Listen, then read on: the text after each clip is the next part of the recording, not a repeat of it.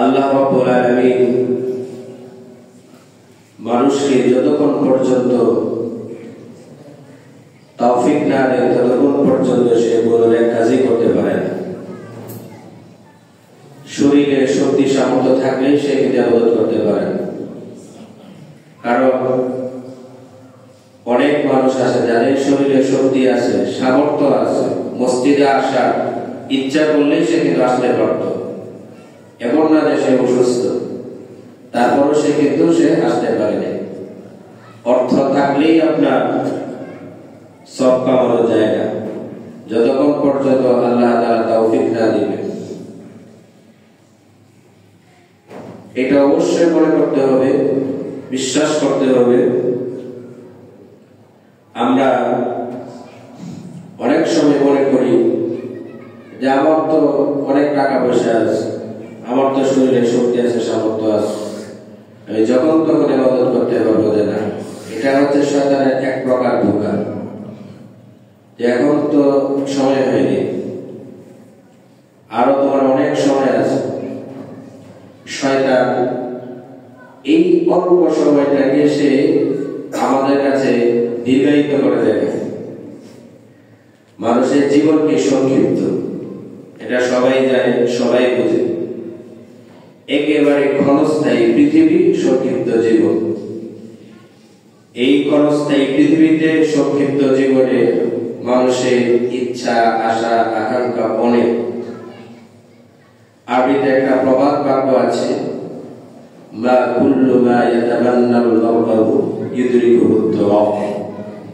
মানুষের মুখে যতক্ষণ পর্যন্ত মাটি না পড়বে ততক্ষণ পর্যন্ত তার আশা আকাঙ্ক্ষা শেষ হয় না। অর্থাৎ মৃত্যু পর্যন্ত। যখন মৃত্যু হয়ে যাবে তখনই সে একমাত্র তার ইচ্ছা, আশা, আকাঙ্ক্ষা থাকে। অথচ আল্লাহ তাআলা আমাদেরকে মাত্র কয়েকদিনের জন্য পৃথিবীতে প্রেরণ করলেন আখিরাতের তুলনায়। সূরাতুল আনকাবুতের মধ্যে একটা আয়াত আছে, একটা আয়াতের একটা শব্দ হলো আলফা সানা, 1000 বছর। অর্থাৎ আখিরাতের একদিন, আখিরাতের একটা দিন দুনিয়ার কি 1000 বছরের সমান। আবার সূরাতুল মাআরিজের মধ্যে আল্লাহ তাআলা বলেন মিকদারুহু 50000 সানা। আখিরাতের তুলনায় আখিরাতের একদিন দুনিয়ার 50,000 বছর সমান। এখন 50,000 আমরা যদি হিসাব করি, আমাদের 60 বছর, 70 বছর, 100 বছরের জিন্দেগি সেকেন্ডের মধ্যেও পড়ে। তার মানে আদম আলাইহিস সালাম থেকে শুরু করে নিয়ে আজ পর্যন্ত 2024 সাল পর্যন্ত আখিরাতের তুলনায় অর্ধেক দিনও কিন্তু হয়নি। 25,000 বছর এখনো কিন্তু হয়নি। হিসাব করে দেখেন একটা নবীর কতটুকু গ্যাপ ছিল।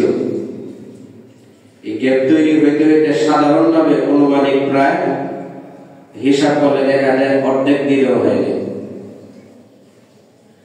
আবার যদি আমরা 1000 বছর যদি ধরি, তাহলে আমাদের 100 বছরের জিন্দেগি হয় মাত্র 2 থেকে 2.5 ঘন্টা। ক্যালকুলেট করলে দেখা যায় মাত্র 2.5 ঘন্টার মধ্যেই আমরা এই একটা মানুষ বাচ্চা থেকে নিয়ে বৃদ্ধ হয়। এরপরে আস্তে আস্তে তার জীবন কি হয়ে যায়, শেষ হয়ে যায়। এরপরে সে আবার মাটির সাথে মিশে যায়। এখন 2024 সাল, 3024 সাল লেখালেখি আসবে না, অথবা আসবে তো নাকি, কিন্তু তখন আমাদের কোনো অস্তিত্বই থাকবে। 100 বছরের পরে আমাদের কোনো অস্তিত্ব থাকবে, নাম, ঠিকানা, যশ, খ্যাতি, পদবি কোনো কিছুই থাকবে না। যেমন সূরাতুল তাহারাত আল্লাহ তাআলা প্রথম আয়াতটা বলে, 1 নম্বর আয়াত, হাল আতাল ইনসান হিনুম মিনাদ দাহরি লাম ইয়াকুন শাইআন মাযকুরা। আল্লাহ রাব্বুল আলামিন বলতেছেন হাল আতাল ইনসান, প্রশ্নবোধক শব্দ। হিনু মিনাদ দাহরি, দাহর মানে হচ্ছে যুগ, সময়। মানুষের কাছে কি এমন একটা সময় কি আসেনি, উপস্থিত হয়নি? লাম ইয়াকুন শাইআন, সে কোনো কিছুই ছিল। অর্থাৎ আমার নাম, আপনার নাম, আপনার বংশ, পরিচিতি, পদবি, এগুলা এক সময় কিছুই ছিল না। আল্লাহ তাআলা নিজেই বলতেছেন লাম ইয়াকুন শাইআন, সে কোনো কিছুই ছিল না। মাযকুরান, মাযকুরান মানে হলো তার আলোচনা, তাকে স্মরণ করার মতো কোনো কিছুই ছিল না। এটাই আল্লাহ তাআলা বলে হাল আতা আলাল ইনসান হিনুম মিনাদ দাহরি লাম ইয়াকুন শাইআন মাযকুরা।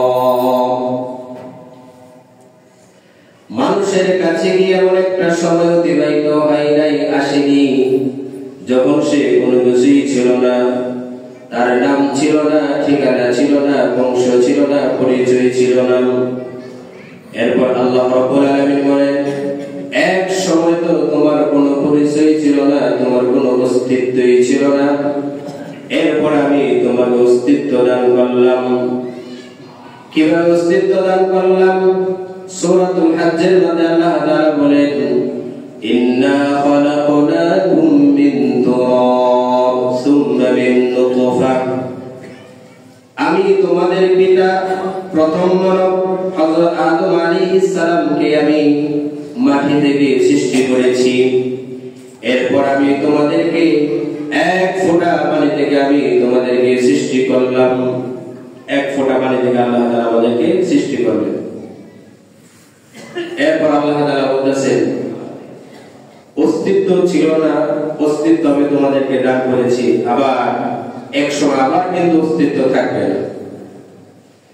100 বছর পরে হোক আবার আমাদের আবার সেই আগের মতো হয়ে যাবে।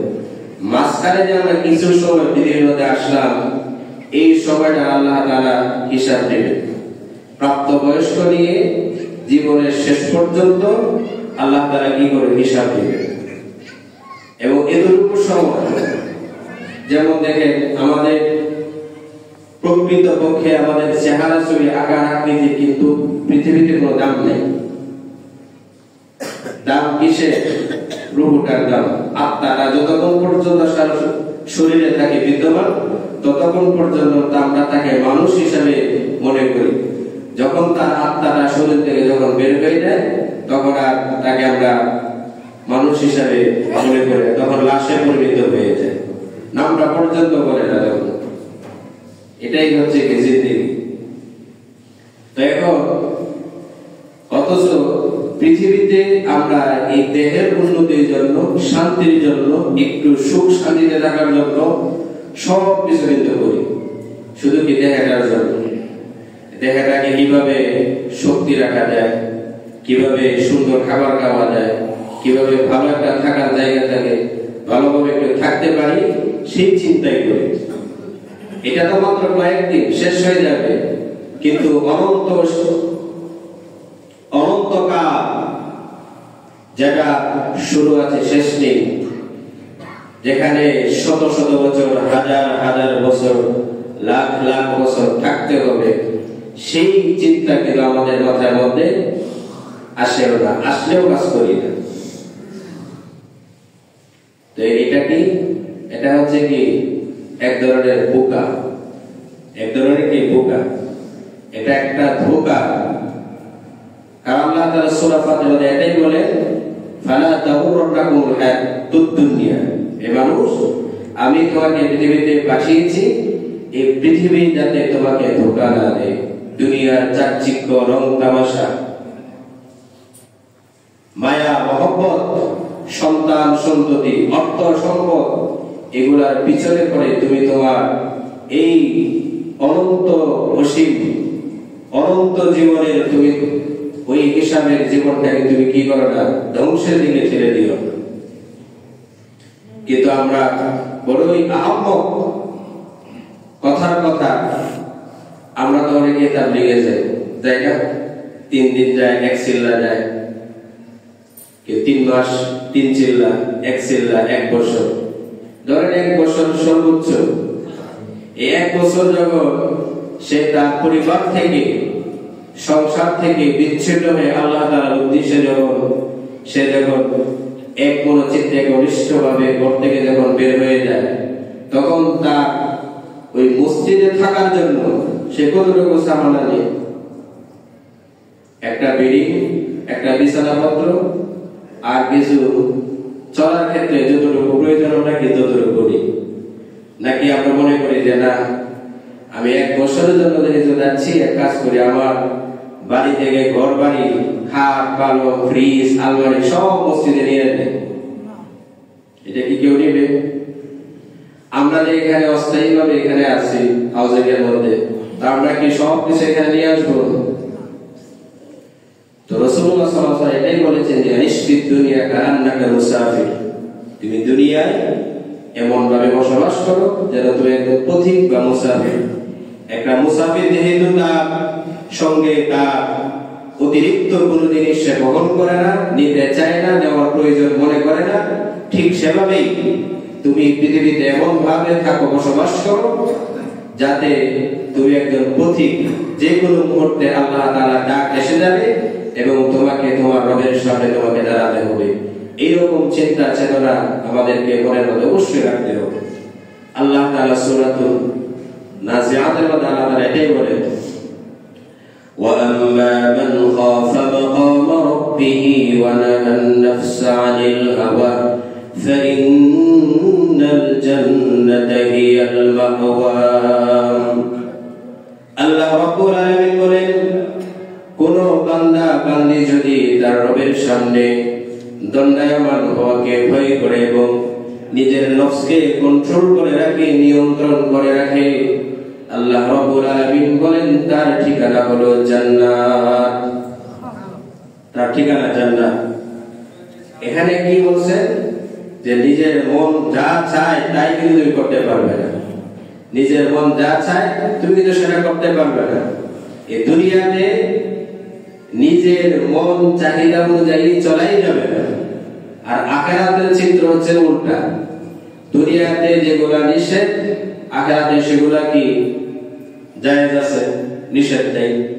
দুনিয়াতে গান শোনা হারাম, আখিরাতে জান্নাতের মধ্যে গান শোনা জায়েজ আছে। দুনিয়াতে নাচ গান এগুলো একেবারে হারাম, জান্নাতের মধ্যে এগুলা জায়েজ। দুনিয়াতে মদ পান করা হারাম, জান্নাতের মধ্যে মদ পান করা কি হালাল করে দিয়েছে। তো দুনিয়ার মধ্যে না, আল্লাহ তাআলা বলেন লা ইয়াসাদ্দুনা আনহা ওয়া লা ইউজিফুন। দুনিয়াতে মদ পান করলে মানুষ কি হয়ে যায়? মাতাল হয়ে যায়। আর আখিরাতে মদ পান করলে সে মাতাল হবে না, তার চেহারা ছবি আকার আকৃতি কি হয়ে যায়? আরো সুন্দর হয়ে যায়। পৃথিবীতে বৃষ্টি হয়, জান্নাতের মধ্যে বৃষ্টি হবে, একই হবে না? তবে পৃথিবীর মধ্যে বৃষ্টিতে বেশিক্ষণ ভিজলে অসুস্থ হয়ে যায়, ঠান্ডা লেগে একেবারে শেষ।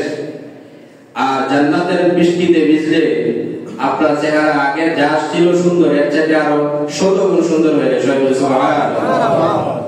আপনি যখন বৃষ্টিতে ভিজে জান্নাতে যাবে, নিজ কক্ষে যাবে, হুরপুরীদের সঙ্গে আপনার যখন সাক্ষাৎ হবে, দেখে আপনাকে টাসকি গায়ে দেবে, কি ব্যাপার, চিনাই যাচ্ছে? আরে আমি তো সেই, আমি তো তোমার স্বামী, হাজবেন্ড। ও আচ্ছা, তুই এত সুন্দর কেন হইলা? এত সুন্দর এই জন্য হয়েছে আল্লাহ তাআলা বৃষ্টিতে আমি ভিজে আসলাম। এই জন্য দুনিয়াতে দুনিয়াটা হচ্ছে আখিরাতের একটা নকশা, একটা কি প্রুফ। দুনিয়ার মধ্যে আপেল, কমলা, বেদানা সব কিছু আছে, জান্নাতে আছে। তবে জান্নাতে আপেল আর দুনিয়ার আপেল একরকম না, কিন্তু মনে হবে কি একরকম। যে সূরা বাকারার মধ্যে বলে আল্লাহ তাআলা ওয়া উতুবিহি মুতাশাবিহা, যখন এগুলা তাদেরকে যখন দেওয়া হবে, তখন এই তো আপেল তো আমি তো দেখলাম, এত সুন্দর আপেল দেখতে কি সেই বেকি, কিন্তু যখন সে যখন কামড় দিবে, খাবে, তখন স্বাদ ভিন্ন হবে। সবাই বলে সুবহানাল্লাহ। এই জন্য আর আখিরাতে মানুষ যখন যাবে, তখন মানুষ খাটো থাকবে না। এখন তো মানুষ 5 ফুট 6 ইঞ্চি করে, আর জান্নাতে মানুষ যখন যাবে, তখন আদম আলাইহিস সালাম লম্বা হয়ে যাবে। সবাই সুবহানাল্লাহ। তখন একটা বড়ই, দুনিয়াতে আমরা এতটুকু একটা বড়ই দেখে বড় সর্বোচ্চ, ধরেন একটা কমলা আপেলের মতো গড়িয়ে হয়, এর উপরে আর কি বড়ই হয় না, আমি দেখি নেই, আপনারা হয়তো দেখতে পারেন। কিন্তু স্বাভাবিক অবস্থার সাইজ হচ্ছে কি এতটুকু, একটা মার্বেলের চেয়ে একটু বড়। আর জান্নাতের মধ্যে একটা বড় থাকে এতটুকু বড়, তার মানে মুখটাও তো অনেক বড় থাকে। আর জাহান্নামে মানুষ যখন যাবে তখন আমলের কারণে, গুনার কারণে তার দেখে কি করবে আল্লাহ তাআলা প্রশস্ততা বাড়িয়ে দেবে। সবাই বলে নাউযুবিল্লাহ। কারণ মিথ্যা বলার কারণে ঠোঁটগুলো একবারে উটের মতো হয়ে যাবে, গুনার কারণে এই কাঁধগুলো একবারে একটা অভূত পাহাড়ের মতো হবে। তখন তার শাস্তিটা দিবে কি সুন্দরভাবে দিবে। এগুলা কেন?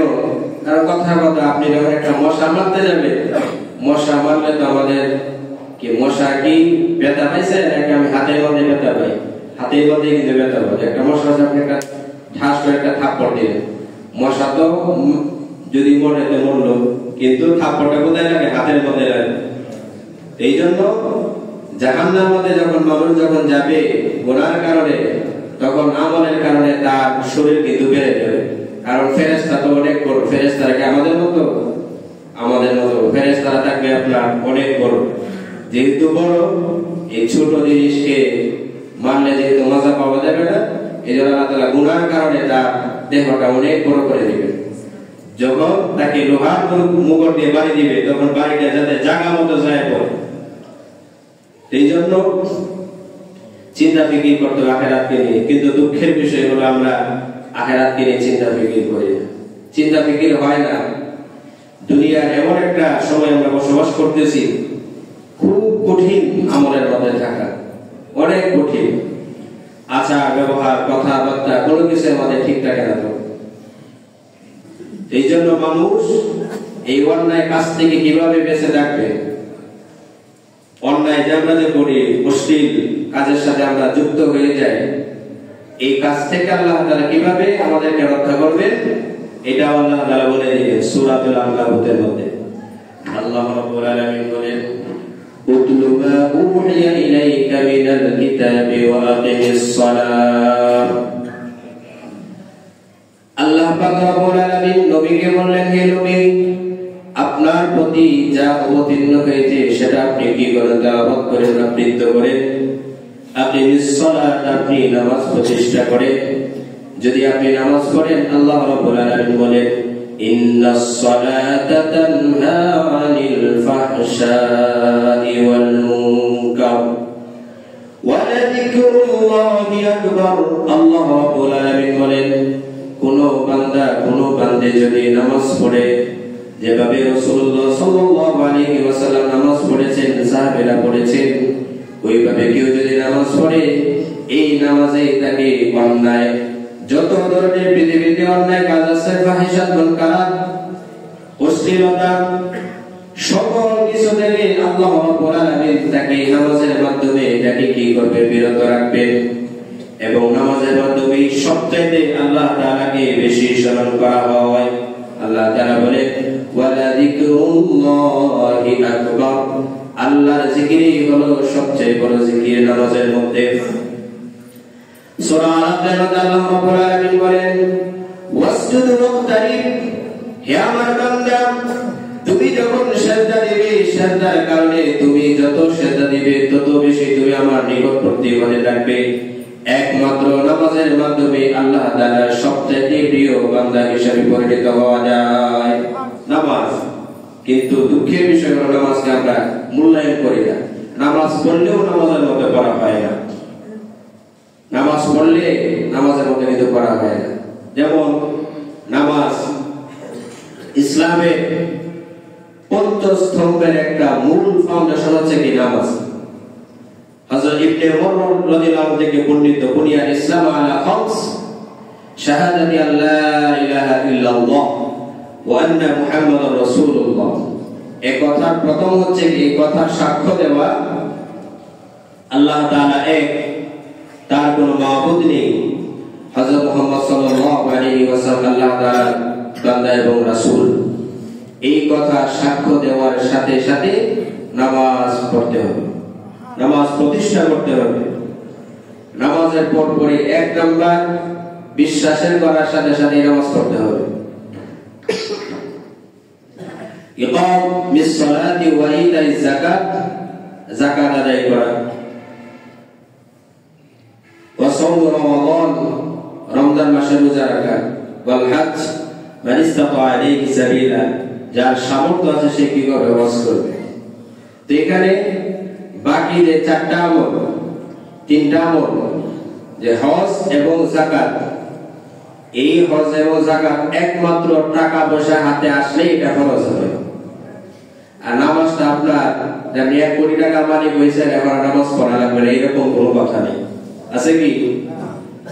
তো নামাজ একেবারে নিঃস্ব হইলেও পড়তে হবে, একেবারে শিল্পপতি হইলেও পড়তে হবে। আর টাকা পয়সা আপনার অর্থ সম্পদ থাকলে যাকাত দিতে হবে, অথবা কি করতে হবে? হজ না করে থাকলে হজ করতে হবে। এরপরে আপনার বাকি রইল কি? অসম রমাদান, রমজানের রোজা রাখা। রমজানের রোজা রাখা তো এটা সারা 12 মাসের মধ্যে 1 মাস শুধু রোজা রাখতে হবে। এই তো আস্তে আস্তে এসেই গেল, আর মাত্র হয়তো কয়েক মাস আছে, 2 মাসের মতো আছে। তো সময় কিন্তু চলেই যাচ্ছে, মাঝখানে আমি কিছুই করতে পারলাম না, রাত হয়ে যাবে। এইরকম চিন্তা চেতনা আমাদের মধ্যে আসেই না। তো এখানে রাসূলুল্লাহ সাল্লাল্লাহু আলাইহি ওয়াসাল্লাম বলেছেন, নামাজ পড়লে যত ধরনের অন্যায় কাজ আছে সকল ধরনের অন্যায় কাজ থেকে আল্লাহ রাব্বুল আলামিন তাকে হেফাজতে রাখবে। আমরা অনেক সময় মনে করি যে হুজুর দেখি যে নামাজ পড়লাম, দেখে এসে আমার জুতা রয়ে গেছে, জুতা নিয়ে গেছে কে হুজুর, নামাজে ব্যক্তি কিছু, আর জুতা তো দেখা যায় আপনাদের গোলামে, আমার গোলাও ধরে, আমার গোলা আরো তো বেশি, মনে করে হুজুরের জুতা নিলে মনে একটু বরকত পাবো বেশি, এই জন্য কি করে জুতা রেখে দিয়ে যায়। আবার বরকত যখন শেষ আবার এসে দিয়ে 4 দিন 5 দিন পরে, এরকম হয়েছে। দেখা যায় জুতা 4 দিন পরে পাইছি। এই জন্য এগুলো অনেক সময় ব্যাখ্যা এগুলা হয়ে যায়, দেখা যায় কোনো কিছু মনে থাকে না, মনের ব্যাখ্যারে জুতা দেখা যায় দিয়ে চলে যায়। কিন্তু এইভাবে বলা যাবে না, আমরা যেভাবে কথাটা বলি যে নামাজ ব্যক্তি হচ্ছে চোর, যে না, এটা কিন্তু অনেক বড় ধরনের খারাপ কথা। নামাজে ব্যক্তি কখনো চোর হতে পারে না এবং সে অন্যায় কাজ করতে পারে না, এটা নামাজের কোনো দোষ না, এটা হচ্ছে তার নিজের ব্যক্তিগত খাসলত। যেভাবে রাসূলুল্লাহ সাল্লাল্লাহু আলাইহি ওয়াসাল্লাম বলেছেন নামাজ পড়ার জন্য, সেভাবে নামাজ পড়ি না। একটা জিনিস অবশ্যই মনে করতে হবে, যে নামাজ আমাকে মিথ্যা বলা থেকে বিরত রাখতে পারলো না, যে নামাজ আমাকে গান শোনা থেকে বিরত রাখতে পারলো না, যে নামাজ আত্মসাৎ থেকে বিরত রাখতে পারলো না, যে নামাজ সুদ এবং দোষ থেকে বিরত রাখতে পারলো না, মনে করতে হবে সেই নামাজটা আমাকে জান্নাত পর্যন্ত নিয়ে যেতে পারবে। যে নামাজ সকল ধরনের কাজ থেকে, অন্যায় কাজ থেকে বিরত রাখবে, এরকম যখন হয়ে যাবে না, যে নামাজ পড়ি, নামাজ পড়ার কারণে আমার নিজের মধ্যে পরিবর্তন আসতেছে, এরকম যদি মনে হয়, তখন মনে করতে হবে এই নামাজ আপনাকে জান্নাত পর্যন্ত নিয়ে যাবে। সুবহানাল্লাহ। একবার এক সাহাবী রাদিয়াল্লাহু আনহু একজন মহিলাকে কি করলেন, পরনারীকে কি করলেন, চুমু খেলেন। চুমু খাওয়ার পরে রাসূলুল্লাহ সাল্লাল্লাহু আলাইহি ওয়াসাল্লাম এর দরবারে হাজির হয়ে গেলেন, বললেন, ইয়া রাসূলুল্লাহ, আমি তো গুনাহ কাজ করে ফেলেছি।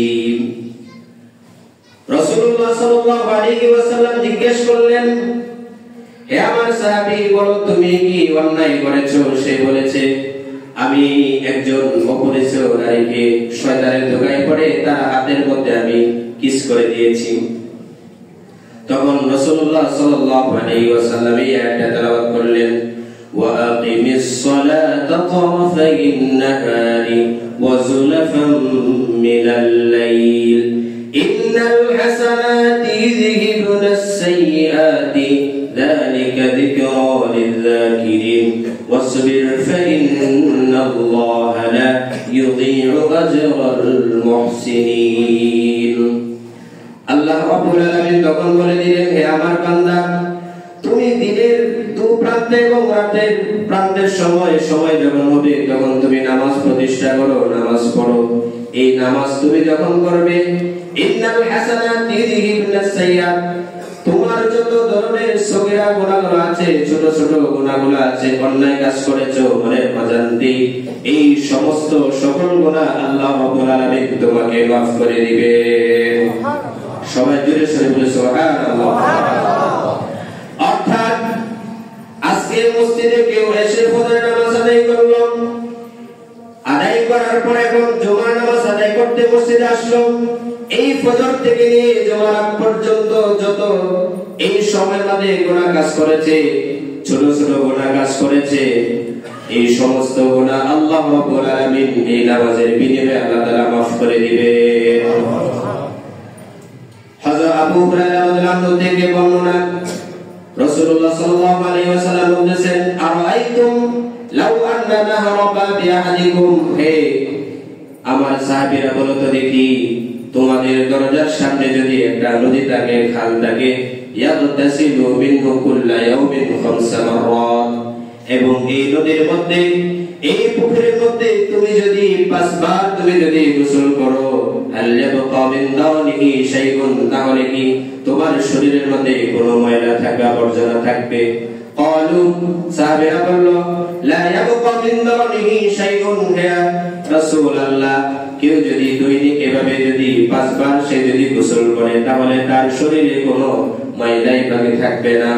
রাসূলুল্লাহ সাল্লাল্লাহু আলাইহি ওয়াসাল্লাম বলেছেন, as-salawatul khamsu, মাদারুস সালাওয়াতুল খামস, 5 ওয়াক্ত নামাজের উদাহরণ হলো ইয়ামহুল্লাহু বিহিন্নাল খাতায়া, কেউ যদি খুশুর সাথে ইহতিমামের সাথে 5 ওয়াক্ত নামাজ যথাসময়ে নামাজ সহকারে যদি আদায় করে, তার কোনো গুনাহ থাকবে না, তার কোনো গুনাহ থাকবে না।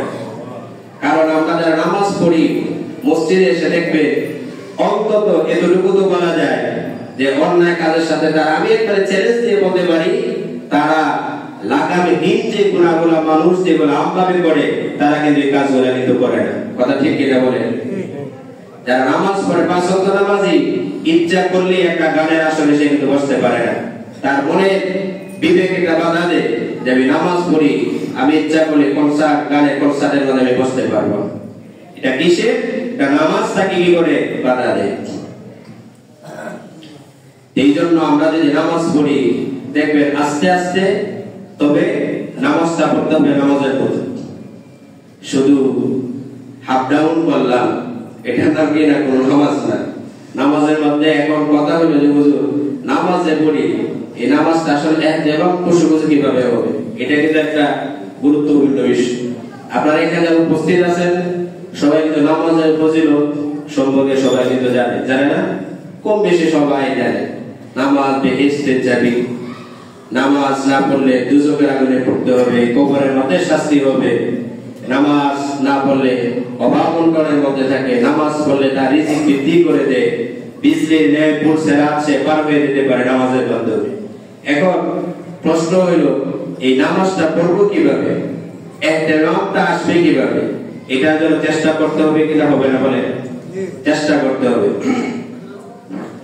দুনিয়ার আমলের ক্ষেত্রে, ব্যবসা বাণিজ্যের ক্ষেত্রে, উন্নতির ক্ষেত্রে আমরা সবাই চেষ্টা করি, অনেক চেষ্টা করি, কিন্তু আখিরাতের আমলের ব্যাপারে আমরা কোনো চেষ্টা করি না, আমরা চিন্তাও ফিকির করি না। আমি প্রতিদিন আল্লাহু আকবার বলি, অনেকবার আল্লাহু আকবার বলা হয়। আল্লাহু আকবার মানে কি এটাই তো আমি বুঝলাম না। আমি আল্লাহু আকবার বলে আমি সানা পড়ি, সানাটা কি? এতদিন আমি নামাজ পড়লাম, আমার নামাজের বয়স হলো 10 বছর, 20 বছর, 50 বছর, 60 বছর হয়ে গেছে, কিন্তু আজ পর্যন্ত আমি এত বছর ধরে আমি সালার মাধ্যমে নামাজ পড়ি, কিন্তু সেই সালাটা কি, সেই সালা সম্পর্কে আমি কিছুই জানলাম না। সালা মানে হলো সুবহানাকাল্লাহুম্মা ওয়া বিহামদিকা ওয়া তাবারাকা ইসমুকা ওয়া তাআলা জাদ্দুকা ওয়া লা ইলাহা গায়রুক। সালা হলো প্রশংসা করা। মানুষ কি করে? আল্লাহ তাআলা প্রশংসা করে নামাজের মধ্যে। সুবহানাকাল্লাহুম্মা ওয়া বিহামদিকা, হে আল্লাহ আমি তোমার প্রশংসা করে তোমার পবিত্র বর্ণনা করছি। ওয়া বিহামদিকা ওয়া তাবারাকা ইসমুকা, তোমার নাম বরকতময় হোক। ওয়া তাআলা জাদ্দুকা, এবং তোমার মর্যাদা সুউচ্চ হোক। ওয়া লা ইলাহা গায়রুক, এবং তুমি এছাড়া ইবাদতের আর কোনো উপযুক্ত আর কোনো ইলাহ নেই। এটা আমরা প্রতিদিন কিন্তু বলি, অর্থাৎ আল্লাহু আকবার বলে আমরা নামাজ শুরু করি এবং আসসালামু আলাইকুম ওয়া রাহমাতুল্লাহি ওয়া বারাকাতুহু এই বলে আমরা কি নামাজ শেষ করি। এই নামাজে আল্লাহু আকবার থেকে নিয়ে একেবারে সালাম ফেরানোর পর্যন্ত আমরা যা করি সেই সম্পর্কে আমাদের সম্যক অবগত রাখতে হবে এবং এগুলা সম্পর্কে আমাদের জানতে হবে এটা আমরা কেন করি, কেন করা হয়। এটা একমাত্র আরেকটা হলো, প্রথম কারণটা হবে এই আল্লাহু আকবার থেকে নিয়ে আসসালামু আলাইকুম ওয়া রাহমাতুল্লাহ পর্যন্ত যতগুলো আমরা বাক্য আমরা বলি, এই বাক্যগুলা সম্পর্কে প্রথম ধারণা করতে হবে, অর্থ জানতে হবে। কারণ আপনি না জানলে আপনি কিছুই বুঝবেন না। এখন যদি আমি আপনাকে আরবিতে গালি দিই, আপনি কিছু বুঝবেন যে আরবি ভাষা না জানে, সে তো মনে করবে যে বুঝে মনে হয় কোন হাদিস কইতাছে অথবা কি কোরআনের আয়াত কইতাছে। আর গালিটা একবার সুন্দর করে একবারে কোকিল কণ্ঠে বললাম, যদি বলে যায় ইয়া আইয়ুহার রাজুল আনতা ওয়ালাদুশ শাতি, কি বললাম যে ছাগলের বাচ্চা বললাম, এটা তো যে না জানে এত হুজুর কোন একটা হাদিস মনে হবে বলতেছে। এদের প্রভাব না জানা থাকার কারণে কোন প্রভাব কিন্তু পড়ে না মনের মধ্যে। যে ইংরেজি জানে না, ইংরেজিতে হাজার আপনি গালি দিল তার কিছুই মনে হবে। আর বাংলাতে নিজ ভাষায় মাতৃভাষায় গালি দিয়ে দেখবেন আপনার রাস্তা রাখে গেলে আপনি তো যেতেই পারবেন না। আপনাকে আটকে রাখবেন, এই কথা তুই কেন বলছস, হিসাব দিয়ে পরে তোকে যেতে হবে, ধরে রাখবেন, কলার ধরে রাখবেন। কারণ সে গালি সম্পর্কে সে জানে, যে ভাষায় গালি দিচ্ছে ওই ভাষা সম্পর্কে সে জানে। এই জন্য এখান থেকে আমরা কি শিখলাম, কিন্তু আমরা দুঃখের বিষয় হলো নামাজের মধ্যে আমরা কি পড়ি এগুলা শেখার চেষ্টা করি।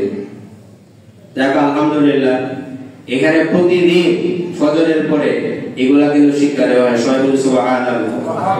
কিন্তু যারা হতভাগা তারা কিন্তু ফজরের সময় আসতে পারে না। যারা ফজরের সময় আসবে তারা শিখতে পারবে। রাসূলুল্লাহ সাল্লাল্লাহু আলাইহি ওয়াসাল্লাম বলেন, সকাল বেলায় কেউ যদি তাদারুসুল ইলমি ইলম নিয়ে চর্চা করে, ছোট্ট একটা আয়াত বা একটা মাসলা মাসাইল হোক, পরস্পর আলোচনা করে, চর্চা করে, অনুশীলন করে, রাসূলুল্লাহ সাল্লাল্লাহু আলাইহি ওয়াসাল্লাম বলেছেন 60 বছর নফল নামাজ পড়লে যে সওয়াব হয় আল্লাহ তাআলা তার আমলে সওয়াব দেবে। সুবহানাল্লাহ। কিন্তু আমরা একটু মানে হুজুর সালামটা ফিরে দিয়ে শেষ। রাসূলুল্লাহ সাল্লাল্লাহু আলাইহি ওয়াসাল্লাম তুমি মসজিদে আগে আগে আসো আর মসজিদে সবার পরে যাও। আর আমরা হয়ে গেছি কি উল্টা, যে মসজিদে আসে সবার পরে, যাইও আবার কি সবার। এই জন্য আবার নামাজের মধ্যে আবার কিছু আছে ফরজ, ওয়াজিব, সুন্নাত, এগুলা সম্পর্কে প্রত্যেকটা মুসলমানকে এগুলা জানা কি ফরজ। নামাজ কেমনে পড়তে হবে এটা কিন্তু জানা কি ফরজ।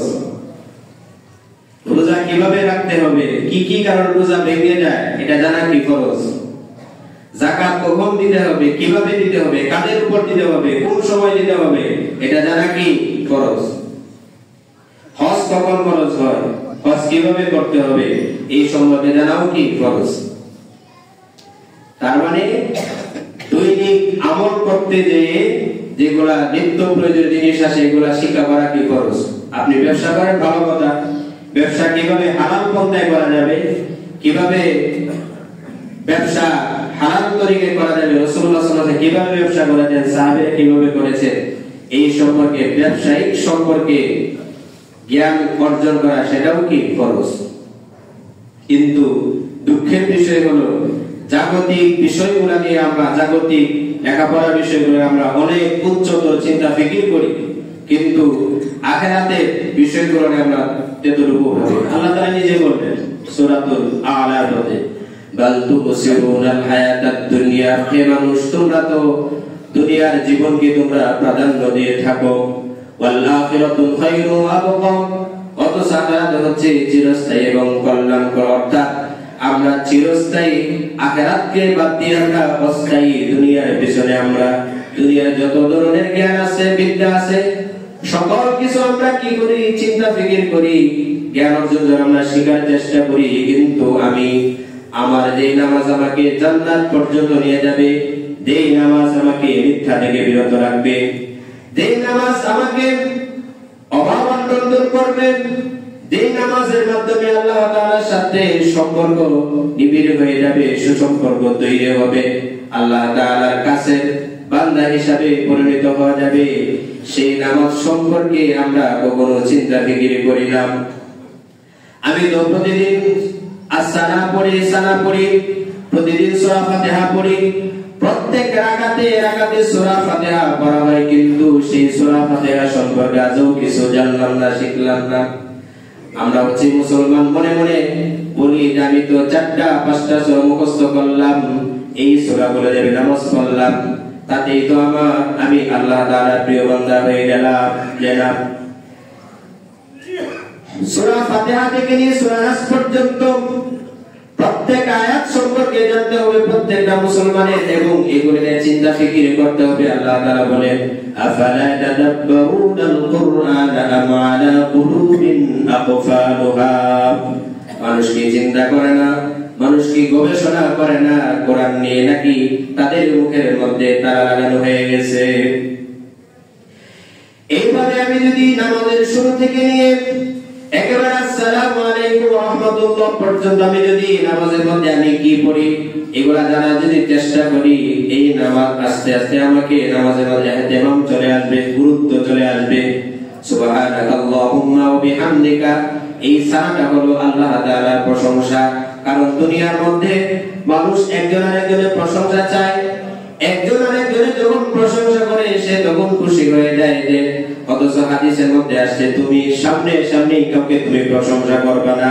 অনেক সময় দেখা যায় আমরা যদি কারোর সামনে যদি প্রশংসা যদি না করি সে বেজার হয়ে যায়, অথচ আল্লাহ পাক রব্বুল আলামিন হযরত মুহাম্মদ সাল্লাল্লাহু আলাইহি ওয়াসাল্লামের মাধ্যমে জানিয়ে দিলেন, হে আমার সাহাবীরা, তোমরা কখনো কোনো ব্যক্তির সামনে কারো তুমি সরাসরি প্রশংসা করবে না, প্রশংসা করো আড়ালে করো। সামনে প্রশংসা করা কি নিষেধ? যে ব্যক্তি আপনার নিজের সামনে আপনাকে প্রশংসা করলো সে যেন আপনাকে জবে করে দিল, রাসূলুল্লাহ সাল্লাল্লাহু আলাইহি ওয়াসাল্লামের বাণী। এখন আমরা সামনাসামনি প্রশংসা এটা কি যে অমুক নেতার চরিত্র ফুলের মতো পবিত্র, এগুলো আমরা বলি না অনেক সময়, যে স্টেজের মধ্যে দাঁড়ায় একবারে, কিন্তু এগুলো বলা কি নিষেধ। নিজের পরিচয় নিজে দেওয়া যায় না, একমাত্র আল্লাহ তাআলা পরিচয় দিবেন তার সম্পর্কে। এই জন্য সানা, এরপরে কি আমরা সানা পড়ে আউযু বিল্লাহি মিনাশ শাইতানির রাজিম বিসমিল্লাহির রহমানির রহিম আমরা পড়ি। এরপরে আমরা সূরা ফাতিহা পড়ি, যে সূরা ফাতিহা, এরপরে সূরা ফাতিহা পড়ে আমরা শেষ করে আমরা অন্য একটা সূরা নিয়ে, আমরা তো সবাই জানি সূরা ফির থেকে নিয়ে সূরা নাস পর্যন্ত এই কয়েকটা সূরা 8 থেকে 10টা সূরা, 10টা সূরায় আমরা সবাইকে মুখস্থ করে রাখি, কিন্তু এই 10টা সূরার মধ্যে আল্লাহ তাআলা কি বলছেন? আমি প্রতিদিন তাশাহুদ পড়ি, আত-তাহিয়াতু লিল্লাহি ওয়াস সালাওয়াতু আত-তাইয়্যিবাত, কিন্তু তাশাহুদ সম্পর্কে আমি আজও জানলাম। দুরূদ শরীফ পড়ি, আল্লাহুম্মা সাল্লি আলা মুহাম্মাদ ওয়া আলা আলি মুহাম্মাদ, কিন্তু দুরূদ শরীফ সম্পর্কে আজও আমি কিছু শিখলাম না, জানলাম না, শুধু মুখস্থই করে গেলাম। এরপরে সানা পড়ি, আল্লাহুম্মা ইন্নী যালামতু নাফসি, দোয়া মাসুরা, আল্লাহুম্মা ইন্নী যালামতু নাফসি যুলমান কাসীরা। এই প্রতিদিন আমি দোয়া মাসুরা পড়ি। একদিন হুজুরকে জিজ্ঞাসা করিলেন যে হুজুর, আমি যে দোয়া মাসুরাটা পড়ি কেন পড়ি, কিসের কারণে পড়া হয় নামাজের মধ্যে, বলেন কেন আমরা তাশাহুদ পড়ি, কোন কারণে তাশাহুদ পড়া হয়? যে নামাজ আমাকে বেহেশতে দান করবে, যে নামাজের বিনিময়ে আল্লাহ তাআলার সাথে সম্পর্ক হয়ে যায়, কাছে যাওয়া যায়, প্রিয় বান্দা হওয়া যায়, সেই নামাজ সম্পর্কে কখনো আমি কোন হুজুরকে আমি কি করে জিজ্ঞাসা করি নাই, এগুলা হুজুর কেন পড়া, মুখস্থ তো করলাম, কিন্তু এগুলা কেন আমরা পড়ি একটু বলে, এটা ব্যাখ্যাটা কি, এটা মর্মটা কি, এগুলা কি জানা দরকার আছে কিনা বলেন? অবশ্যই জানা দরকার আছে। যতক্ষণ পর্যন্ত আপনি এগুলা না জানবেন ততক্ষণ পর্যন্ত আপনার নামাজে ইহতিমাম খুশু কোনদিন আসবে না। এগুলা যখন জানা হবে তখন দেখবেন আস্তে আস্তে আপনার এই নামাজ আপনার মধ্যে পরিবর্তন নিয়ে আসবে। যখন জানা হবে তখন এগুলা পরিবর্তন নিয়ে আসবে। নামাজ যখন আমরা জানবো তখন আমরা কি করব?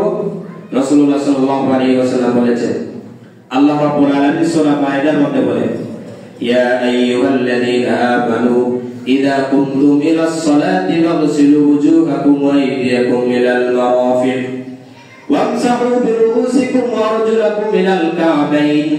আল্লাহ রাব্বুল আলামিন বলেন, হে আমার ঈমানদার বান্দাগণ, ইযা কুনতুম ইলাস সালাতি, যখন তুমি নামাজে দাঁড়াবে, ফাগসিলু ওয়ুজুহাকুম, তখন তোমার হাত এবং মুখ এবং তোমার কনুই পর্যন্ত মাথা মাসাজ করো এবং টাকলু পর্যন্ত তুমি কি করো, ধৌত করো। এখন প্রশ্ন হলো, আমরা কিভাবে ধোবো, কিভাবে ধৌত করতে হবে, সেটা রাসূল সাল্লাল্লাহু আলাইহি ওয়াসাল্লাম শিক্ষা দিয়েছেন। ওযুর ফরজ হলো চারটার মধ্যে একবার ধুইলে কিন্তু ওযুর ফরজ আদায় হয়ে যায়, কিন্তু ওযুটা সুন্দরভাবে আদায় হলো না। ওযুটা সুন্দর তখন হবে যখন রাসূলুল্লাহ সাল্লাল্লাহু আলাইহি